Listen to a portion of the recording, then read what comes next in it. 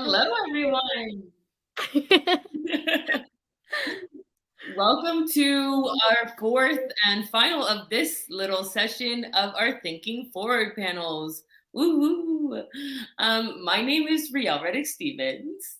And my name is Ria Kapoor. And we are your hosts for the evening. I am currently in my apartment in Tiohtià:ke, or Montreal, historically known as the first meeting place for many First Nations and cared for by the Kanien'kehá:ka peoples. Neptune Theater, however, and where I'm from and where I assume most people on this panel or watching today are located, is in Mi'kma'ki, the ancestral and unceded territory of the Mi'kmaq people, and we acknowledge them as the past, present, and future caretakers of this land. While we are on the internet, I recognize that people can be watching, or even people on the panel can be coming from anywheres, all over Turtle Island. So I just encourage you all to take a brief moment to maybe reflect on the land that you're on. If you don't know what land it is, do some research, reflect upon that. Maybe feel free to put it into the comments, share it with us. Yeah, Ria, would you like to share where you are? Yes, I am currently in Tkaronto, also known as Toronto, and that is under Treaty 13 territory. And so I'm currently on the land of the Anishinaabe, Mississaugas of the Credit First Nation, Haudenosaunee, and Huron-Wendat territory. And yeah, we love it when you guys drop in the comments where you're coming to us from, whose land you're on. And we're so glad that you're joining us for our last panel this week. And if you are new joining us, you just caught us for the last panel. Hello, welcome. And Thinking Forward is a panel discussion with youth and artists about theater, concepts, and ideas as we move forward in the future of the Canadian theater landscape. You can catch us here on the Neptune Theatre School Facebook and YouTube. And this week is Taking Spaces. And so we're discussing with youth as we transition into more leadership roles. We have writers, creators, and leading performers. What do we have to look forward to, and how do we see these spaces, practices, and the stories being shifted and growing as we move forward? And so today we also have some wonderful guests to discuss this topic, which I think we're all good to bring on. Yeah, let's bring them in. And everybody. Guests. Hey. Hello. Hello, everyone. Hi. Guys, we're so happy to have you here with us. We're going to start with some introductions. So let's start. Felicia, I know that you are a performer and know that you've recently had a bit of a career path change. We'd love to hear about that. Yeah, who you are, what you're doing, and what inspired you to change paths. Well, hello everyone. My name is Felicia Ordanes, and I am a Randolph College graduate from Toronto, Ontario. And so I used to be, well, not used to be, but I am still a performer and singer, but I have decided to go a different path now and expand on that. And I study television broadcasting at Seneca at York University.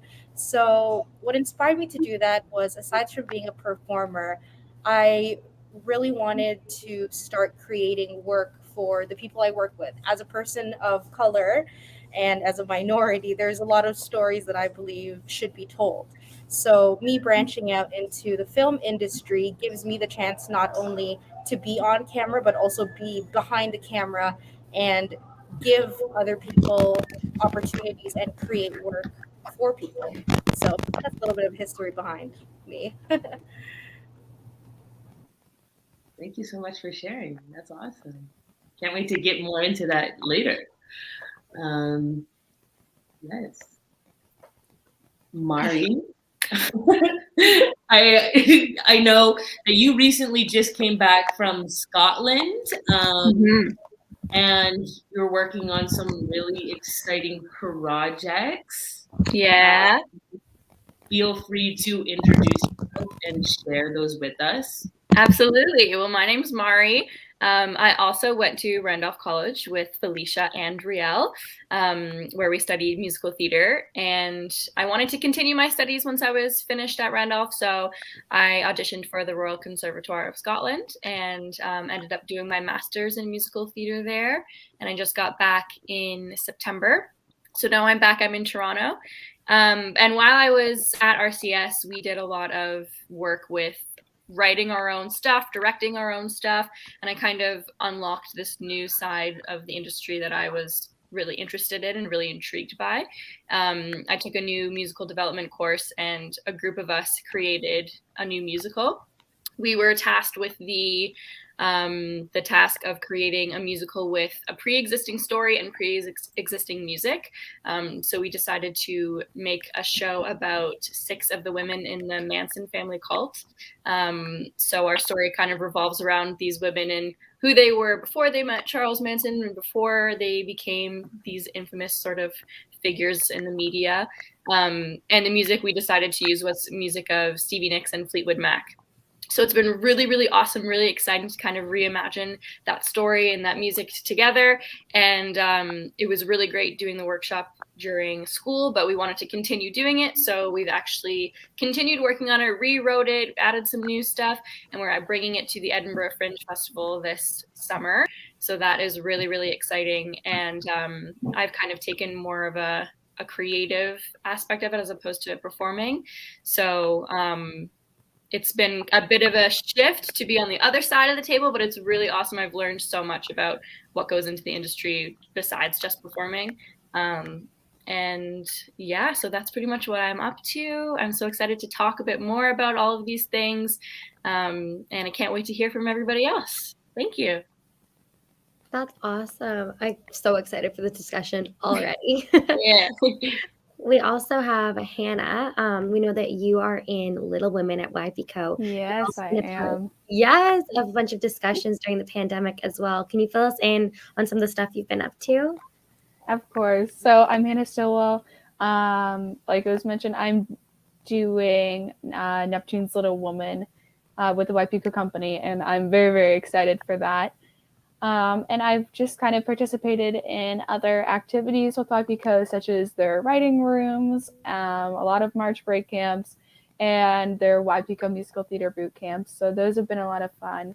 I'm more on the music side, music theater, that type of thing. I've been doing music for a majority of my life. It was the first thing that I was introduced to. Yeah, and I think acting just kind of added a new element to it, and I was super excited. That's kind of what I've been up to lately, but I'm really, really excited to be here. We're so happy to have you. Oh, so fun. I'm so excited to hear about that more too. And Amelia, you are also a theater school student, and I believe you are a bit of an activist yourself too. You mind filling us in on what you've been up to? Yeah. So I'm also in Little Women with Hannah. And I've been doing Neptune stuff for a long time. It's such a wonderful environment, such a wonderful place to express myself creatively.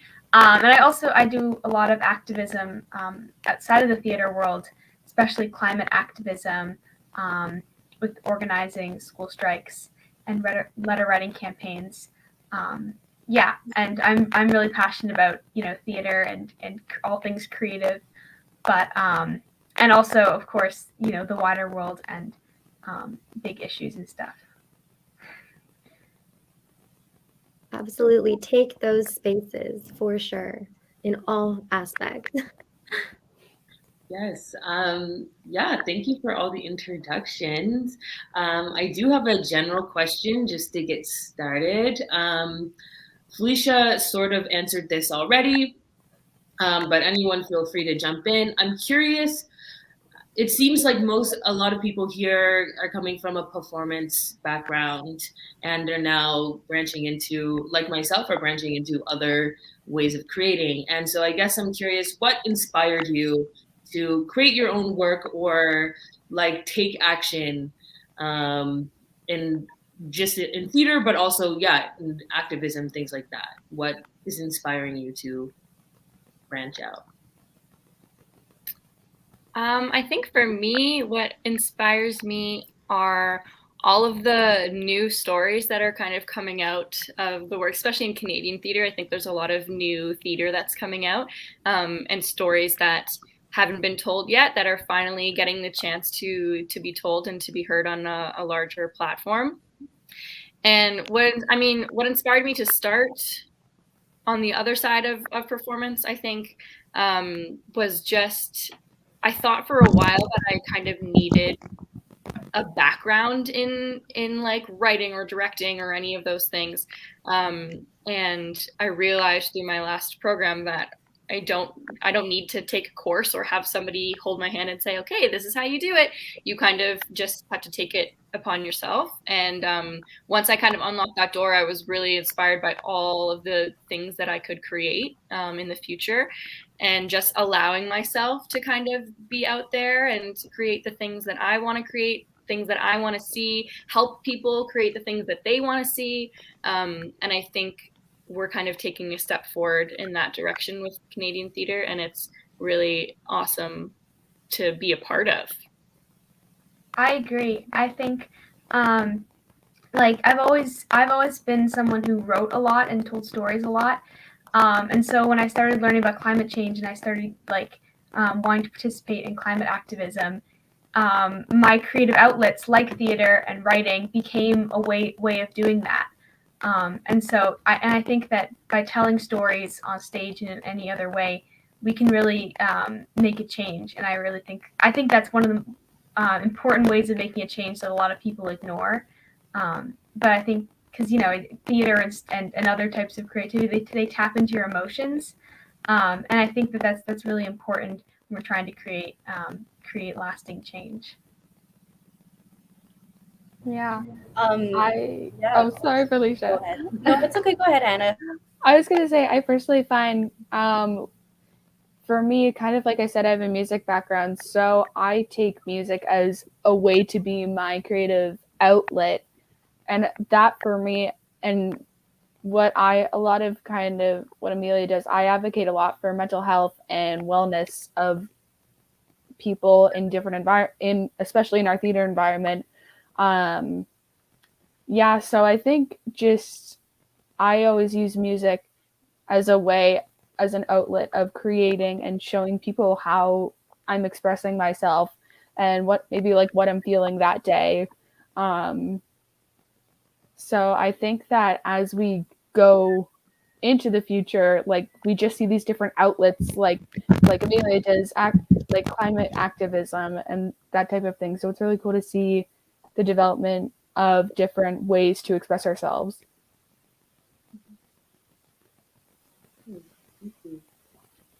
Felicia, I don't know if you're still there, Felicia. You had something to add? My internet connection was a little wonky over there.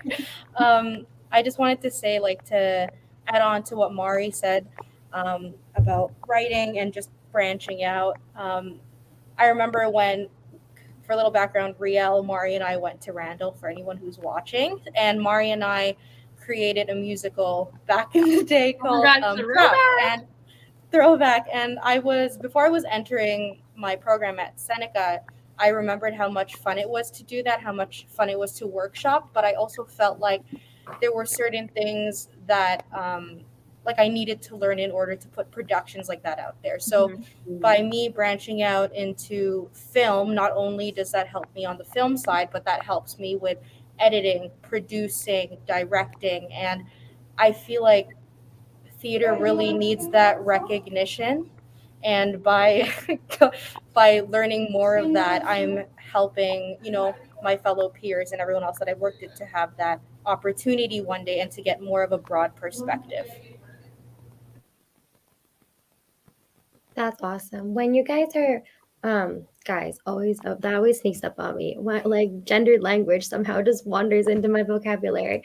When you folks are transitioning into those roles, are there aspects of a performer that you bring in that you find like highlight yourself when you're stepping into a new role, or was there moments where you realize, oh, I need to expand my skill set in these different ways? How did that going about that transition? Was it easy? Was it pre-existing skill set? More things you need to gain? Alicia, you mentioned like starting a new program as well. Yeah, I'm interested in that. If anyone wants to speak to that. Yeah.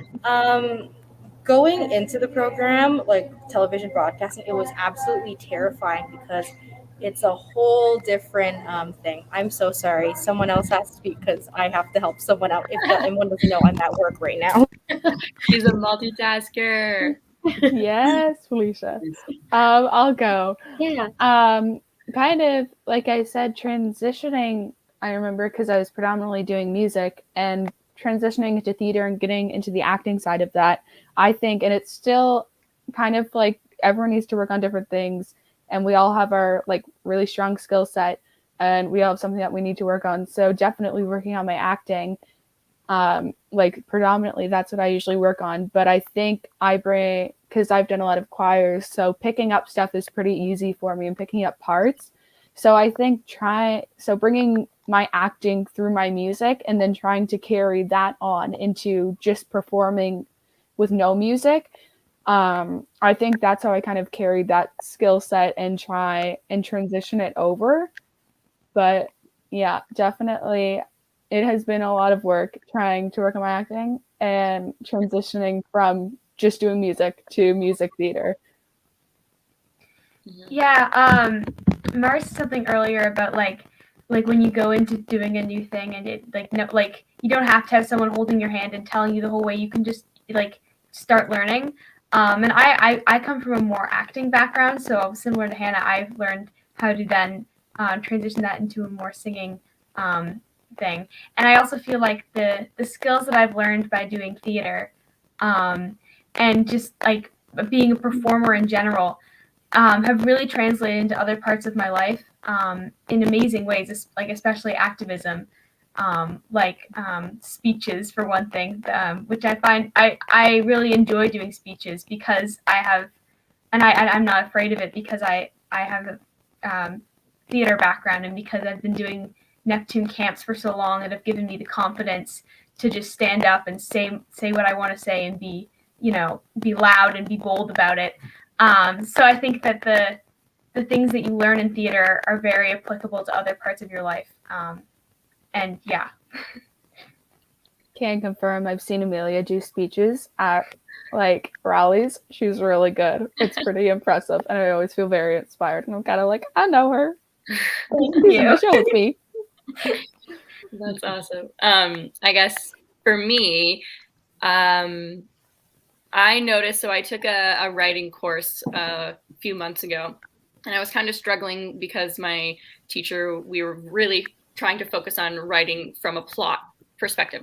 So what happens first? Then what happens to our characters here? And then what happens? And as I was writing scenes, I found I was getting really, really lost in the sort of acting side of it and writing it as an actor, writing of like, okay, how do I feel? What's my objective here? And being very, very detailed. And at first my teacher was like, just maybe try to stay away from that because we're trying to like achieve a point and get into a story. And I was writing like pages and pages of just dialogue.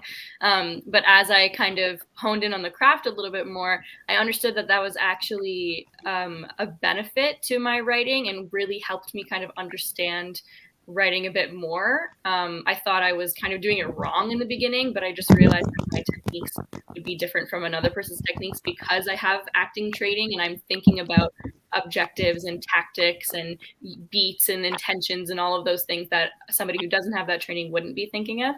But in the end, it is really helpful because then you're creating a much more detailed structure, a detailed map of what's happening.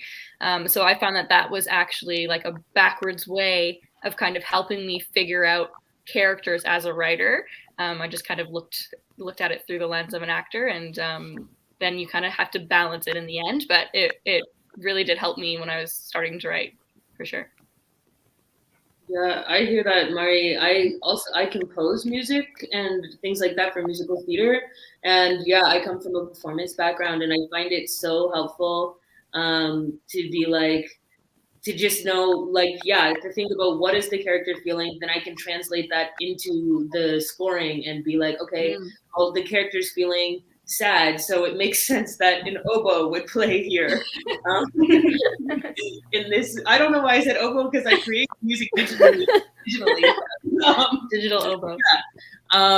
But yeah, so I feel like yeah, it all translates and helps out with all the specific arts for sure.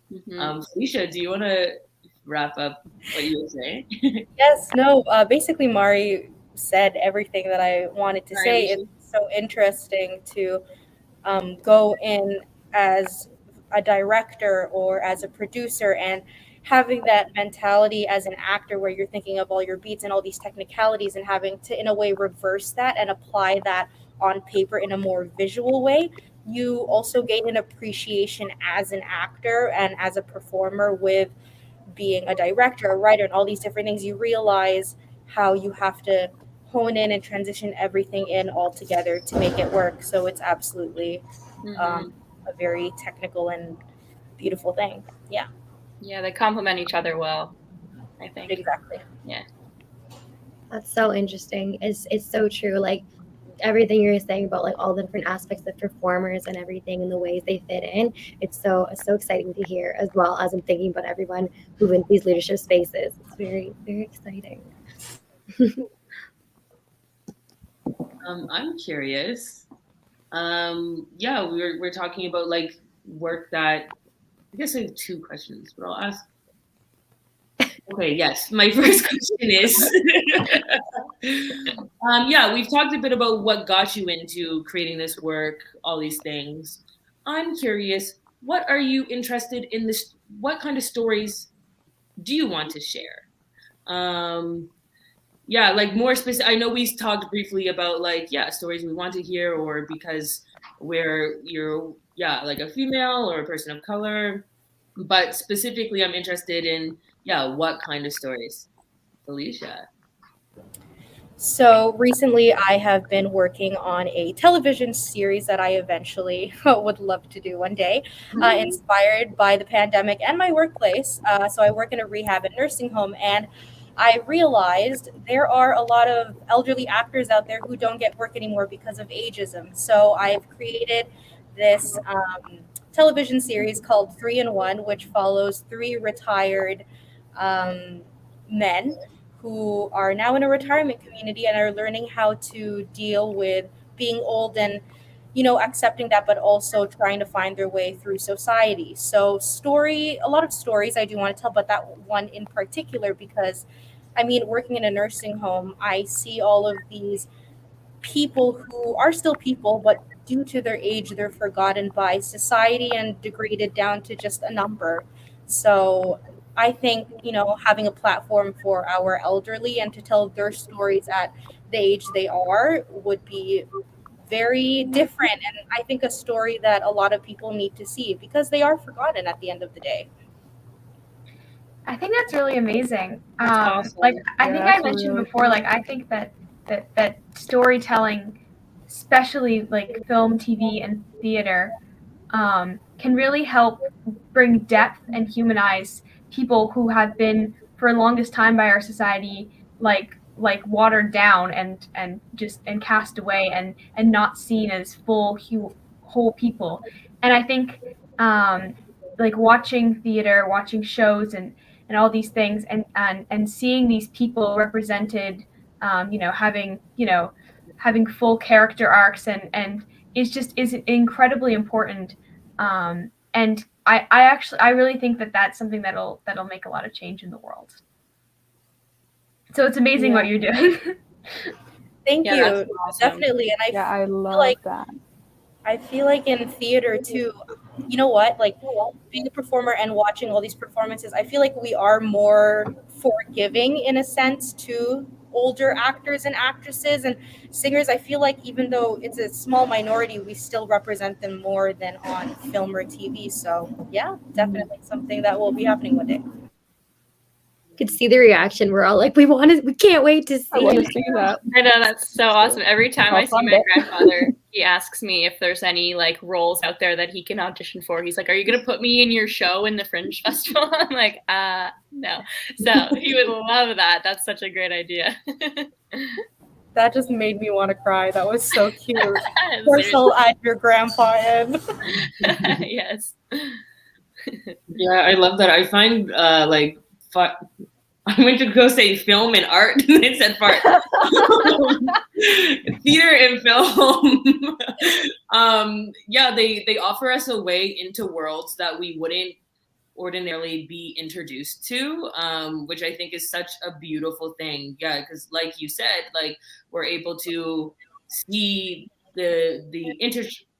I'm trying to say words that I can't even say, but they give us like the nuances of like new perspectives, and you're able to put yourself in someone else's shoes that you would otherwise never ever have the chance to see, which I think is such a wonderful thing, because it allows us to look at everyone as human and be like, oh, we are not the same, but we experience similar things. Mm-hmm. We both love, we both laugh, whatever, you know what I mean? Yeah. Yeah. Like, did you guys see Turning Red? Fire. Yes. So good. Yes. If you haven't seen it, you got to watch it. But they did such a great job of, first of all, representing Canada, which we like never get to see in film and TV. I mean, like Working Moms is in Toronto, but other than that, like we never see any. And if it is in Canada, it's like, it's not Toronto, it's New York. Mm-hmm. So it was so nice to like actually see cool things in Toronto, and then talk about so many topics that so many young people deal with that people just haven't talked about or aren't aware of, and in such a like loving, caring way. Yeah, I think they did a really great job, and I would love to see more stuff like that, and all mediums, and film, TV, theater, and radio, anything, you know. It's just like, just to get talking about things that some people might not even know are going on in the world, but to other people, it's like everybody's your whole world, just to like see different aspects. Especially in Canada, we're so like multicultural, so diverse. It's like, I think, really important to have a window into all the different cultures that make up our country. So yeah, I loved it. It was so great. Yeah. The panda fight scene at the end, I mean, no spoilers, but that was wild. So cute. I also love that movie. Sorry. Yeah. Oh, go. What you want to say? Go for it. My internet connection is not the greatest right now. But I thought, I mean, that movie was amazing for so many reasons. But I think the reaction to it, there were a lot of people who were reacting like us, loving it, but there were also a lot of people who were resisting it and who didn't like it because it was showing a perspective that they weren't used to seeing. And I think that just underlines the importance, because, you know, like there were some people who were upset about the depiction of, you know, a girl going through puberty. And but that's, you know, that's something that like half the population of the world goes through. So you know, and it just goes to show that we need more stories about this, and so we can talk about it more in our culture. Mm-hmm. Thank you for bringing that up, because I wanted to kind of jump into that topic as well. It reminded me too when Felicia mentioned about the fact that sometimes we see older actors being cast aside. I feel like as a woman, I often feel like my expiration date is getting closer and closer. When will there be wrinkles on my face? When will I have to be only playing mom roles? And so that as a performer is something I'm always conscious of. And I'm really interested as well as young professionals who are transitioning into more leadership spaces. Does that still feel very male dominated? Does it feel more accepting? How are we doing in 2022? Does it feel like on everyone's end? I think we're doing, definitely there is different pressures on women than men, not saying that men don't have different pressures on them. The society has an expectation of both genders still, and I don't think that's ever going to go away.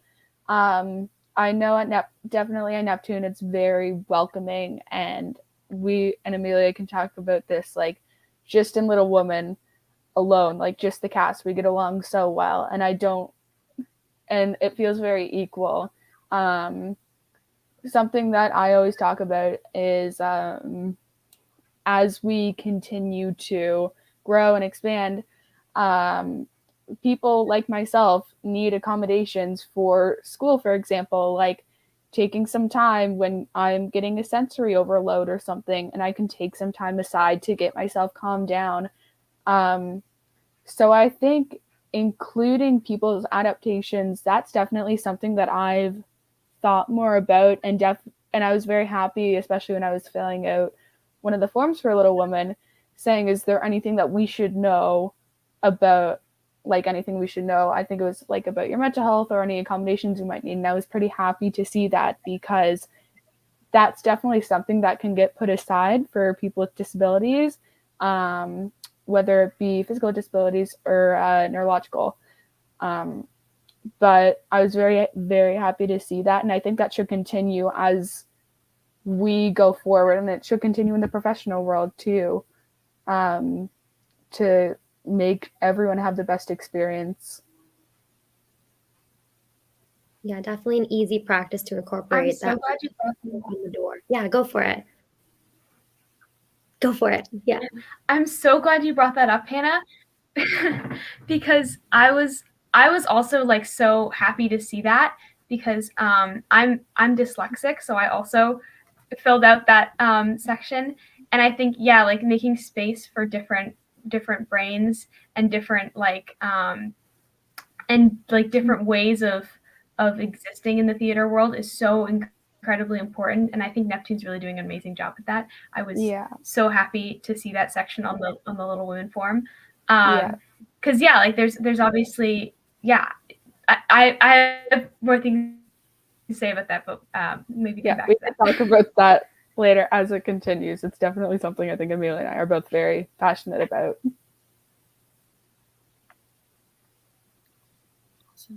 I don't remember what the question is, so I don't know what to say. It kind of started from we were chatting about turning red and female representation. I'm really interested in, as we move into these leadership roles, does it feel like there may be space for people who don't identify strictly as male? It can sometimes be a male-dominated space when you move into a leadership role.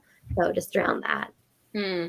Yeah, I mean, in my experience, definitely. But I think in now moving forward, we have a lot of female empowerment and minority empowerment, and we're kind of like, okay, men, it's time for you to maybe step aside a little bit. And as a society, we're kind of moving forward and creating more of an equal playing field for everybody. And that's really exciting to see. I mean, the work that I'm doing right now, I am predominantly working with only female creators, not on purpose, but I think that's just kind of the way that it's worked out for what I'm doing right now. And it's awesome. I mean, nothing against working with men, but it's so great, especially to tell female stories by females. I mean, I saw an article the other day and it was like characters written by men versus the same character written by women. And it was like Harley Quinn, for example, and her in the first movie, how she's like got her tight little shirt and her tiny shorts, you know, and like the way that she acts. And then in the second movie where she's written by a woman and the clip is like her sitting in a baggy t-shirt eating cereal.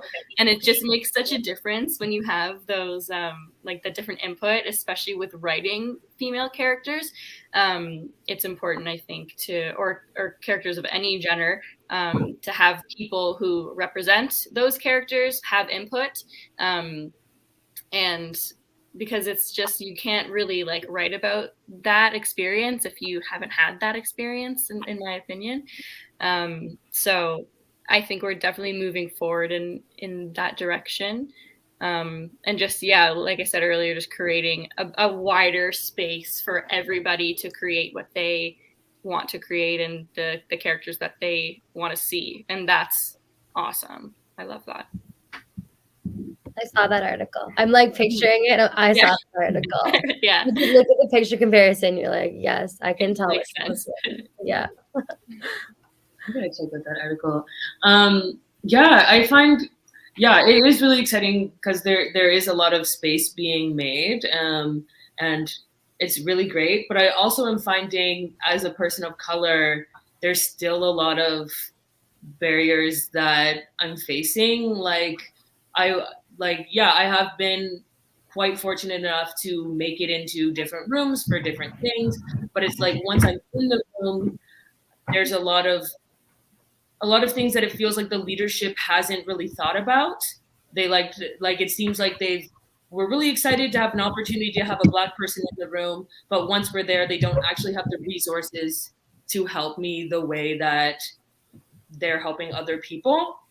So I guess I'm now like, how do we open up these spaces, not only in like you know, just yeah, how do we open up these spaces more so that the actual resources and background work behind the scenes work is actually reflecting the people you are hiring and the people in the room as well.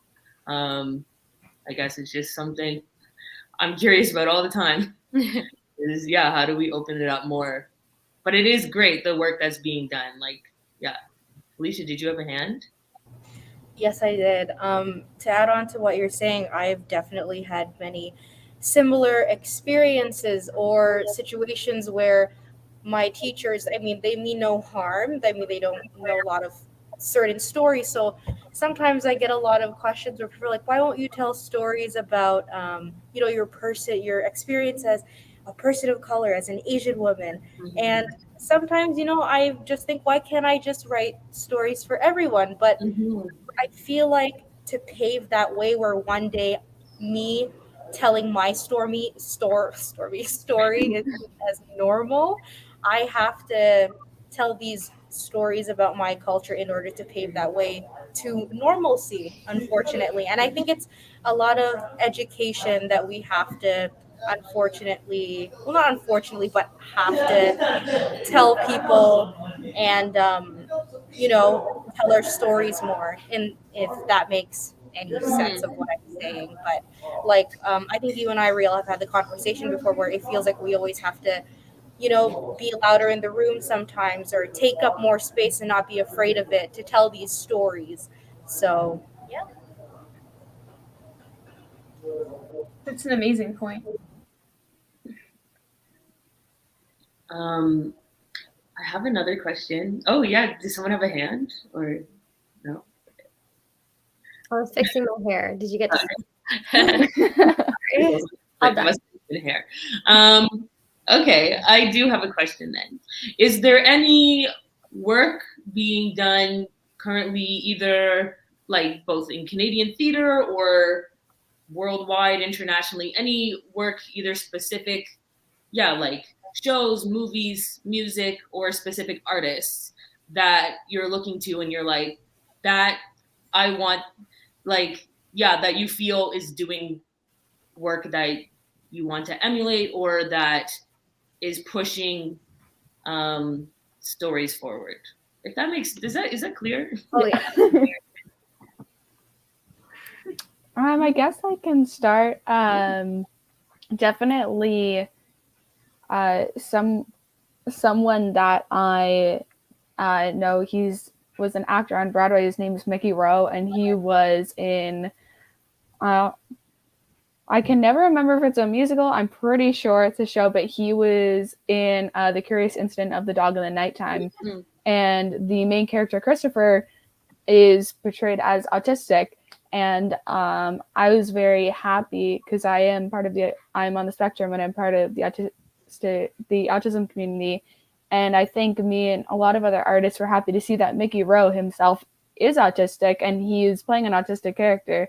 And that I find isn't done a lot. And when you look at it, like people, even on movies, if someone who's playing an autistic character or someone with a learning disability has to kind of figure that out for themselves, because people with these disabilities can't really get a job because sometimes the industry will not, kind of like we were talking about, will not have those accommodations put in place. Or an artist that I was happy to see, I remember when it came out, I was very happy, and I hope that continues when being inclusive and thinking about casting. Mm-hmm. I love that so much. Yeah, it was a big victory. I was very excited, and I watched like some of the interviews with him, and just kind of him talking about like, yeah, I can relate to this, and I'm like, that's really cool because like you make other people think, and you make yourself think too, and kind of have someone else to relate to and say, hey, I can experience that. Yeah, and seeing yourself portrayed as a character, I think is so important, like in all aspects. Having people to have role models in entertainment. For so long, we've like had the same people dominating our entertainment, and to have little kids be able to see themselves on the screen or an aspect of themselves is like really awesome and important. I think for me, who I'm like so inspired by right now is Ariana DeBose. Oh my gosh, she is killing the game. She played Anita in Spielberg's West Side Story, and she just won an Oscar for her role. And she is like she just oozes talent and ease, and that is like the kind of performer that I inspire to be, somebody who just like takes up space and just demands to be heard. It's like so empowering to see. And yeah, I'm like so thrilled by her, and I'm just like following her every move because I think she's like such a sensation. I find no one's talking about that because it was a very big thing. I was celebrating in my room when she got the Oscar. Everyone's still talking about the Chris Rock Will Smith thing. I'm like, you guys are paying attention. I know. She won the Oscar. Yeah, exactly. Yeah, it's awesome. It's so good too when you have that role model and you can look to them and be like, you are where I want to be. One day I want to be you, and I want to open the door for everyone else. I always look to Mindy Kaling because she's always opening the door for brown women, for women in comedy, and like just like constantly putting out content. And so I look around the room and I'm like, I can't wait till all of you we're doing a panel like 20 years from now, and we have all these new people saying like, I look to all of you. They open the doors for all of me, you know, kind of like cyclical. Yeah, Amelia. Yeah. One thing that I thought was a really amazing piece of progress was I'm doing a work with Shakespeare by the Sea here in Halifax, and we were doing a monologue class with a bunch of other teens, and there was a boy in my class, and he was given a female monologue, and that feels like a really small thing, but that never happens. And they gave it to him, and they said, I think this is a good monologue for you, like, and he did it, and it was amazing because I feel like I see a lot of girls doing boys monologues because there aren't enough girls monologues, but there are some really great girls monologues too, and to see that a boy wouldn't be ashamed of portraying a girl in doing his monologue was really amazing. And I felt that monologue class was just really like open, like gender wise especially, and just like and it was really about the performance and about the art, and it was really it was a really great experience and a really good space. I love that. And that kind of, I don't know, that feels like a really small thing, but I guess it really impacted me. Like it felt amazing to see a guy not be ashamed of playing a girl. Oh, that's awesome. Yeah, it's cool. Felicia, I saw you had your hand. One thing that's been inspiring me lately was, I think it's on Netflix. I originally saw it on TikTok, but it's a show called Rise Up and Sing, I think. So the TikTok consisted of this little girl watching this show, and it's this she's a little she's African American, and her mom was having trouble making her sleep with a bonnet on. So she watches this show on Netflix called Rise Up and Sing, I think. And it's a cartoon where in one episode, this little girl who is of African American descent sings about loving wearing her bonnet. So every night, this little girl watches the specific episode, so she puts her bonnet on. And there's just so many other videos of other little kids who are having this experience of hating wearing their bonnet before, but now they're wearing it because they think it's like the best thing and it makes them so unique and it's like something that they see. So it was really amazing to see that representation, especially with one of my friends, Marisha. She works in a daycare, and specifically one day they watched that episode, and all the little girls and little boys in the class who do wear bonnets or do-rags or whatever they need to wear on their head to protect their hair were so excited to go home and sleep in it so they look great the next day and their hair would be nice. So it was so adorable. So it really showed that representation matters no matter how small it is. And even though it does not apply to everyone, it applies to someone. And that's how important it is at the end of the day. That's so cute. They sing the bonnet song before the love I'm so excited. I gotta go watch that show. Now I'm so excited to put my bonnet on later. Such a big thing, just getting representation and expanding that, even though we've done a pretty good job, especially like I always say at Neptune, because that's the theater that I go to. But just in the professional world, when you see those little things happening and that little bit of every day or like every moment, seeing a little bit more representation come in, whether that be wearing a bonnet, whether that be someone who's autistic doing an autistic role, whether that be a man doing a woman's monologue, etc. Like it's like little things that just take us even further in the industry and just make it so much more inclusive and even more positive. Representation matters. I would love to chat about this for the next 20 years of my life, but we're coming to a conclusion on our final episode. Is it okay if I ask the final question really quick? Unless you have anything else, Riel? I just wanted to pose for everyone, what is something that you really are looking forward to seeing maybe like in the next 10 years as a goal? We're going to make it to here in theater or film or performance media in general. I can't wait to see this. If everyone wants to go off that.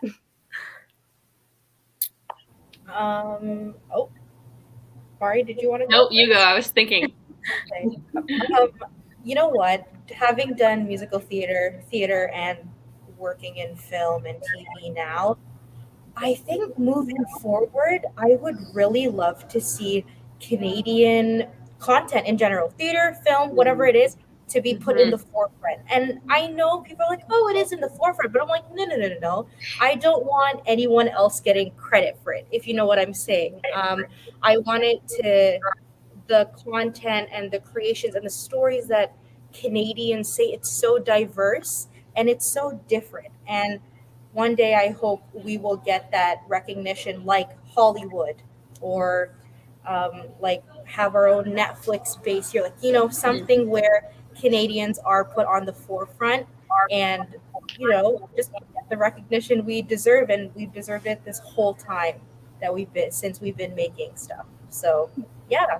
So much stuff is shot in Canada. Like, it's unreal. But people are like, kind of like you're saying earlier, it's like, this is New York. We're in like a really cool place. But you're like, no, I saw you filming down the street. That's in Canada. Exactly. Yeah. Like Star Trek was filmed here. Suicide Squad was filmed here. I think some of Batman was filmed here as well. And they're saying that it's New York. Nope, it's downtown Toronto. Literally, so all the time. It's, Yeah, for sure. I totally agree with that, Felicia. That's like the dream would be so awesome, especially as Canadian artists who like want to have a powerful voice. It's like, in order to be like given a platform, you have to move to New York or LA. And like, I'm not trying to move to America. So I fully agree with that. I think I would also really love to see more outreach to underprivileged artists in Canada, more funding opportunities, more support to get everybody involved and not just people who can afford to go to theater school. I think that's like really, really important for like broadening our horizons and getting the stories that we want to hear, new stories being told. So I would love to see more opportunities for people, for everybody of diverse backgrounds, and to be given equality to perform and to learn all at the same level. Yes, please. Mhm. Yes. Oh, yeah. Yes.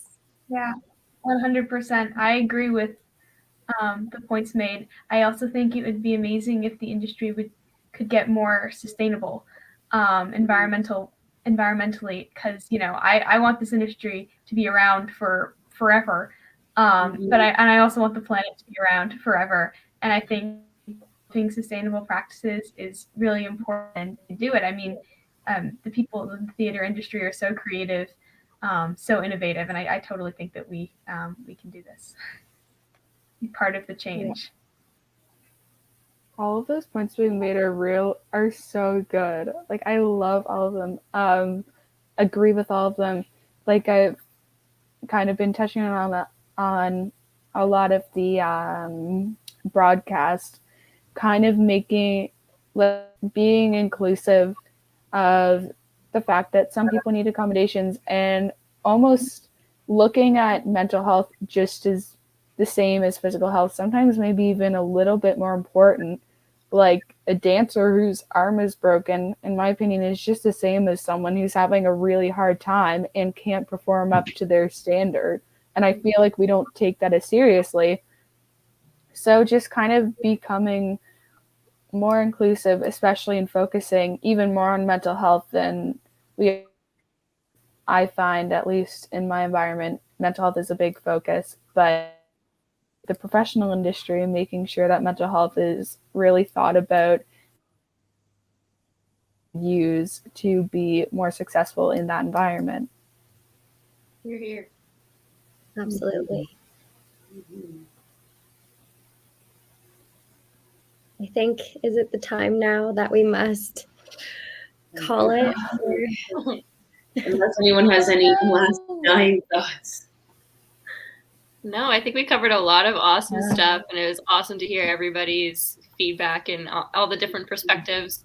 What a great room to be a part of. Thank you for this platform for us. Yes, thank you so much for talking with us. It was a wonderful time. I feel like there were so many things mentioned that I'm now gonna go research and read, that I'm really excited. Thank you so much for joining us today. For people viewing, thank you for tuning in for our panels these past 4 weeks. And stay tuned. I think there's more of them coming eventually, hopefully. So stay tuned. Yeah. And let us know if there's anything you want to see or any. I'm sure we would love feedback. Thank you all for joining us today. And this discussion was wonderful. I know we're all going to go watch the Bonnet song tonight. So that would be a really great bonding experience for all of us. Wrote it down. Rewatching the Panda movie. Yes. Yes. Well, thank you all so much. All right. Thank you. Thank you. Bye, everyone. Bye.